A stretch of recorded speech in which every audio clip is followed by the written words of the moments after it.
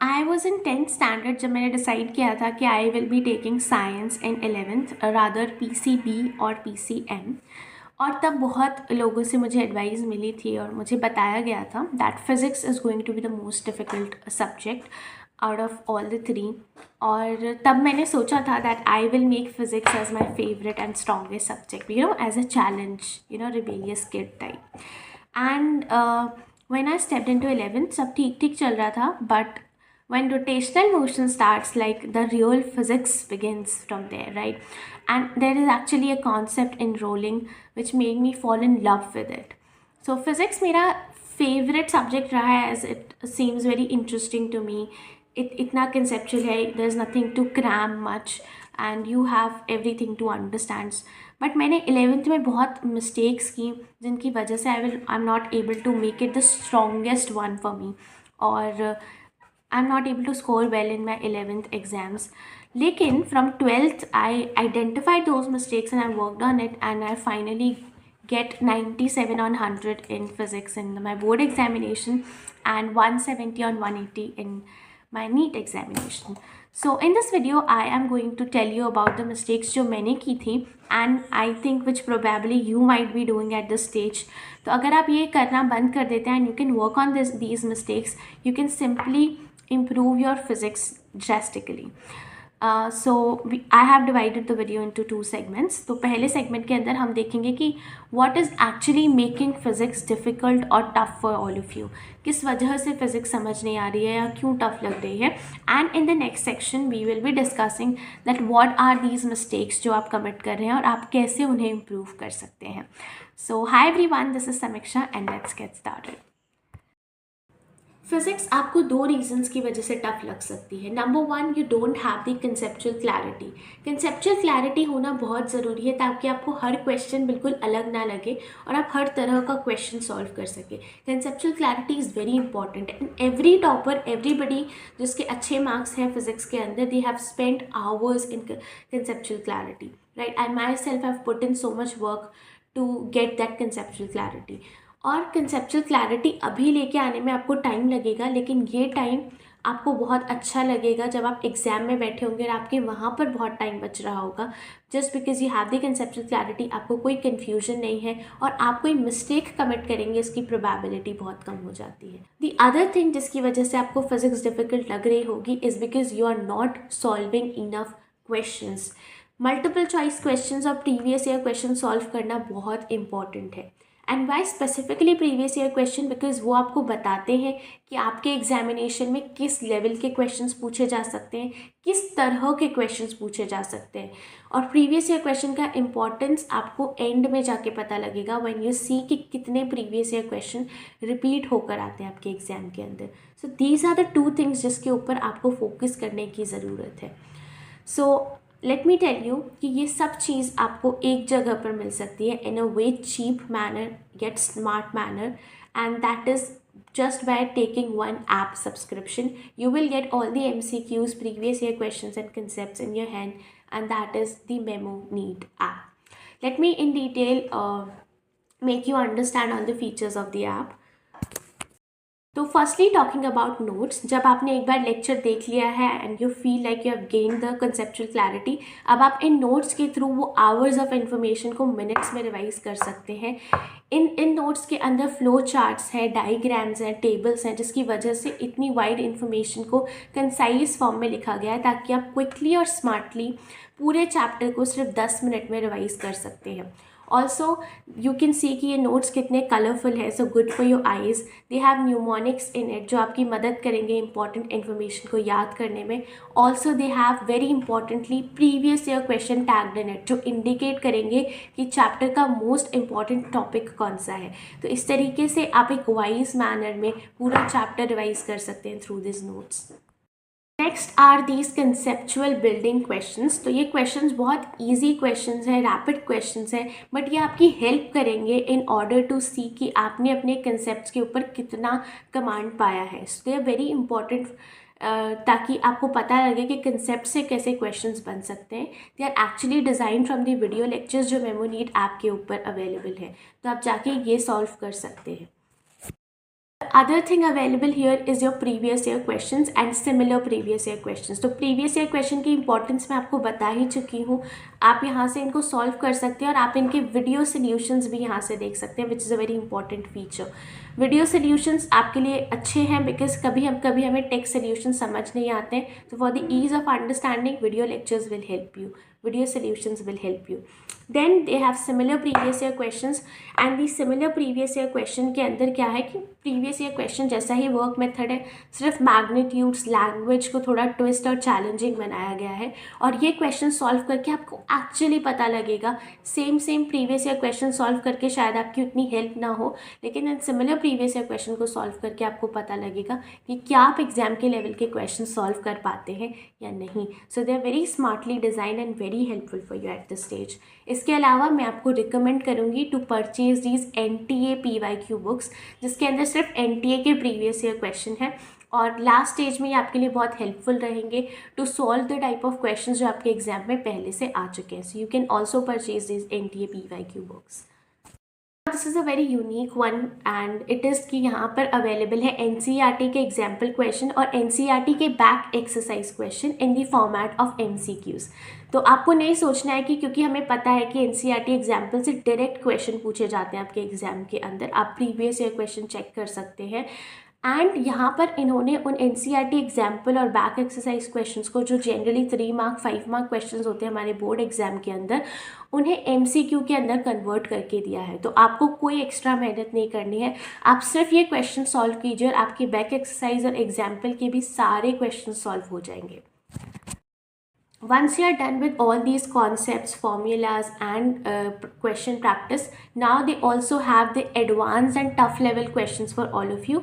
And here they have the Brahmastra revision पत्रिका. तो ब्रह्मास्त्र revision पत्रिका के अंदर हाई लेवल क्वेश्चंस आपको देखने को मिलेंगे and other than that you will get mind maps and formulas. तो पूरे चैप्टर को सिर्फ एक पेज के अंदर डिज़ाइन किया गया है. Also you get this PDF where you have कि कौन से टॉपिक से कौन से चैप्टर से कौन से टॉपिक का कितना वेटेज है, ताकि आपको इम्पोर्टेंस डिसाइड करने में ईज़ हो. Also they have part and full length included in it. तो आपके लिए बहुत इंपॉर्टेंट है पार्ट और फुल लेंथ टेस्ट देना. टेस्ट सीरीज़ बहुत इंपॉर्टेंट है. So you can also have it at this. So आपको ये सब मिल रहा है by just taking one app subscription. अगर आप इंडिविजुअली हर चीज़ को परचेज़ करेंगे, बिकॉज हर चीज़ आपके लिए इम्पॉर्टेंट है, तो आपको बहुत it could be very expensive for all of you, but तो ये बहुत ही चीप मेथड है to get all of it at just one place. Also इसको can use my coupon code Sameeksha to avail maximum discounts on the app. So please go and check it out, this app. It is very helpful for all of you at this stage. All of the important links will be given in the description. Mistake you are committing is stucking at one question. एक question solve नहीं हो रहा है तो आप दूसरे के ऊपर मूव ऑन ही नहीं कर पा रहे और आप वही क्वेश्चन के साथ बैठे हुए हैं फॉर आवर्स ताकि वो आपसे किसी तरह सॉल्व हो जाए. समटाइम्स तो you even don't want to seek for help, आप हेल्प भी नहीं चाहते हैं and you want to solve it by yourself किसी भी तरीके से, और वो एक क्वेश्चन ही आपके लिए सब कुछ हो जाता है कि मैं इसे सॉल्व करके रहूँगी. एंड मुझे पता है बिकॉज मैं भी ऐसे ही थी. मैं भी कई बार सिर्फ एक क्वेश्चन को सुबह से शाम तक and I am stuck with that question कि ये सॉल्व नहीं हो रहा है, इवन स्टार्ट क्राइंग कि ये क्वेश्चन मुझसे क्यों सॉल्व नहीं हो रहा है. और ये एक एक्चुअली बहुत बड़ी प्रॉब्लम है. और यू विल रियलाइज़ दिस कि जब आप एग्ज़ाम में होंगे और आप दूसरे क्वेश्चन पे स्विच नहीं कर पाएंगे. आपने अपने मन को समझाने के लिए तो आप दूसरा क्वेश्चन सॉल्व कर रहे हैं, लेकिन आपके दिमाग में अभी भी वही वाला क्वेश्चन है क्योंकि वो आपसे सॉल्व नहीं हुआ है. और इस वजह से आप कोई भी क्वेश्चन एक्चुअली 100% अटेंशन के साथ सॉल्व कर ही नहीं पा रहे हैं और फिर आप करेंगे सिली मिस्टेक्स या फिर आता हुआ क्वेश्चन भी आपसे छूट जाएगा. और इस तरह की मिस्टेक्स होंगी आपसे when you are stuck at one question. तो आपको सीखना पड़ेगा to move on from questions. It's okay to not be able to solve one question. अगर नहीं आ रहा है तो do not spend hours on that one question. वही एक क्वेश्चन से आपका सिलेक्शन डिसाइड नहीं होगा, ऐसा आपको समझना पड़ेगा. आई अंडरस्टैंड कि एक क्वेश्चन से सिलेक्शन डिसाइड हो जाता है और एक नंबर से, एक रैंक से. I understand all of this, but अभी आपके लिए समझना इम्पॉर्टेंट है that you need to learn to move on from that question. क्योंकि अगर अभी आप मूव ऑन नहीं करेंगे और एक ही क्वेश्चन पे स्टक रहेंगे और अपनी ये सेम प्रैक्टिस को अपने मॉक टेस्ट पे आप लेकर गए तो it will create a big problem from you. और ऑल्सो आप वेराइटी ऑफ क्वेश्चंस को छोड़ रहे हैं just because of that one question. उस टाइम में अगर आपसे वो क्वेश्चन सॉल्व नहीं हो रहा है और अगर आप मूव ऑन करके डिफरेंट वेराइटी के क्वेश्चन सॉल्व करके देखेंगे तो शायद वो वैरायटी ऑफ क्वेश्चन सॉल्व करने के बाद आपसे वो क्वेश्चन भी बन जाए। लेकिन अगर आप उस पर स्टक रहेंगे तो आप टाइम वेस्ट भी कर रहे हैं for other questions. So this would be my first suggestion to learn to move on from questions, to move on from concepts, right. Other mistake we did, जो मैंने बहुत मतलब मेजॉरिटी ऑफ माई 11th में की थी, is that I am not solving question bye my self. मैं खुद से सॉल्व नहीं करती थी and I am always like teacher solve कर रहे हैं और उनको देख के मैं सॉल्व कर रही हूँ और मुझे लगता था कि मुझे भी सॉल्व करना आ गया है। But this is not the case, this is not how things work. अगर आप खुद से क्वेश्चन सॉल्व नहीं कर रहे हैं, टीचर्स ने जो आपको क्वेश्चन कराया है वो आप खुद से सॉल्व कीजिए। उसके अलावा अगर आप एक्स्ट्रा क्वेश्चंस खुद से सॉल्व नहीं कर रहे हैं, अपनी अप्रोच लगाकर अपने हिसाब से कैलकुलेशन और फॉर्मूला डिसाइड कर कर, then you will not be able to solve question in the exams. It is very right time, start solving question by yourself. अगर आप भी मेरी तरह हैं and you're also only watching lectures और आपको लगता है कि सिर्फ लेक्चर देखने से काम हो जाएगा, ऐसा नहीं होगा। You have to solve questions by yourself. आपको करने पड़ेंगे, आपको सीखना पड़ेगा कि कैसे आप खुद से क्वेश्चन सॉल्व करेंगे, कैसे लैंग्वेज पढ़कर आपको दिमाग में आएगा कि कौन सी अप्रोच लगानी है, कौन सी फॉर्मूला का यूज़ करना है। So if you are not solving questions by yourself, you are doing a blunder mistake. So my humble suggestion here is that start solving question by yourself. Not just the questions जो आपको teacher ने class में करवाएं, उसके अलावा extra questions जो नए हैं वो भी आपको खुद से सॉल्व करके देखने हैं। Other mistake we do is because we are biology students, हम फिज़िक्स को याद करने की कोशिश करते हैं, कंसेप्ट्स याद कर लेंगे, टाइप ऑफ क्वेश्चन याद कर लेंगे कि इसमें कौन सा अप्रोच लगा था और वही सब जगह अप्लाई कर लेंगे। This is not how physics function. Physics में you need not to memorise any single thing. I understand कि हमारे लेवल पर या 11th-12th के लेवल पर हो सकता है कुछ फॉर्मूलाज हमें याद करने को बोल देते हैं टीचर्स, लेकिन एक्चुअली वो फॉर्मूला भी आप बिना याद किए कर सकते हैं उन्हें सॉल्व, बिकॉज उनके अंदर भी डीप डिवन कॉन्सेप्ट्स हैं, right. And this is the truth. So you need not to memorize a single thing in the physics except few at our level. तो आप कोशिश कीजिए कि आप ज़्यादातर चीज़ें जो भी आप फिज़िक्स में पढ़ते हैं आपको पता हो कि उसके पीछे का मीनिंग क्या है, उसके पीछे का कॉन्सेप्ट क्या है। आपको फॉर्मूला रटना नहीं है, सिर्फ एक फॉर्मूला होता है और बाकी उसके सब डेरिवेटिव्स होते हैं। जैसे आई अंडरस्टूड दैट कि वो जो सर्कुलर मोशन वाला फॉर्मूला है मैग्नेटिज्म के अंदर, दैट रेडियस का फॉर्मूला, उसके बाद भी जितने फॉर्मूलाज बनते हैं यानी टाइम पीरियड का फॉर्मूला, वेलोसिटी का, पीपल इवन मेमोराइज देम। आपको कोई ज़रूरत नहीं है वो रिवाइज करने की। You only need to remember that R is equals to mv/qb, और वो भी आप डराइव कर सकते हैं कि जो मैग्नेटिक फोर्स है it is giving the centripetal force.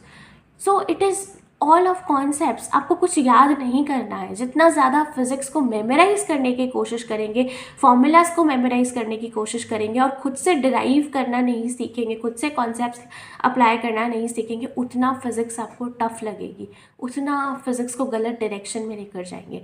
So it would be my humble suggestion to not spend time in learning the formulas, क्योंकि आप टाइम तो लगा ही रहे हैं। चाहे तो फॉर्मूला याद करने में लगा लो, चाहे तो कंसेप्ट्स याद करने में लगा लो। अगर आपको कंसेप्चुअल क्लैरिटी रहेगी तो आपको दोबारा कंसेप्चुअल क्लैरिटी गेन करने की ज़रूरत नहीं है। It is forever, it is forever. You just need a quick brush up any time, आपको हमेशा के लिए वो याद हो गया है। But if you spend time in learning formulas, वो टाइम आपको बार बार देना पड़ेगा।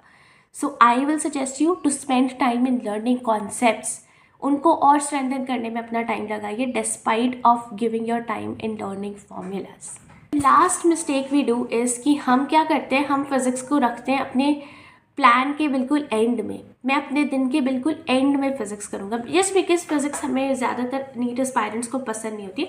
For me it's my favourite subject, but या most of the aspirants don't like physics. तो उनके लिए फ़िज़िक्स होता है दिन के बिल्कुल एंड में, जब ना they have nothing to do, या उनका बाकी सब बायोलॉजी केमिस्ट्री हो गया and then they will do physics. तो बिल्कुल एंड में रखेंगे अपने प्लान के, और उस वजह से कई बार आप फिज़िक्स पढ़ते ही नहीं हैं and you end up not doing physics. तो कंसिस्टेंसी आपकी ब्रेक हो चुकी है, राइट।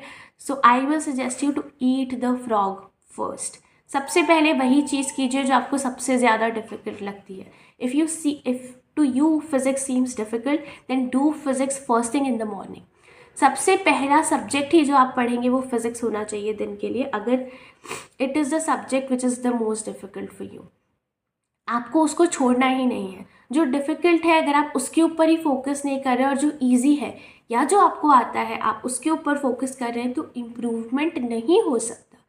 इम्प्रूवमेंट कब होता है? जब हम अपनी वीक चीज़ों के ऊपर काम करते हैं, नॉट जब अपनी हम स्ट्रॉन्ग चीज़ों को और स्ट्रॉन्ग करते हैं. It will even take more of the time, right? अगर आपके बायोलॉजी में 350 आ रहे हैं तो 360 लाना is not that, it is based on luck ना, राइट? बट आपके फिज़िक्स में बहुत कम मार्क्स आ रहे हैं. If you are in 80, if you are at 100, you can easily excel to 150, to 170, to 180 even, अगर आप कंसिस्टेंट रहते हैं तो. If you are consistently putting in efforts, तो I will suggest you to put the difficult subjects